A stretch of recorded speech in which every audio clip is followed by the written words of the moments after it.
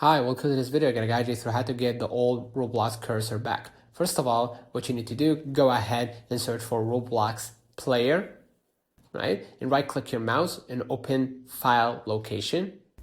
Inside, we're gonna again use the Roblox player to open file location using our right mouse, right? Inside, we're gonna go ahead to content and textures. And inside we're gonna copy the arrow cursor and arrow far cursor, right? So Control plus C, okay? Next, what we're gonna do, we're gonna just go ahead to cursors at the top and the keyboard mouse file inside, and gonna paste the old cursor, right? And of course choose replace the files in the destination, right? And voila, there you go. Consider liking this video, subscribing.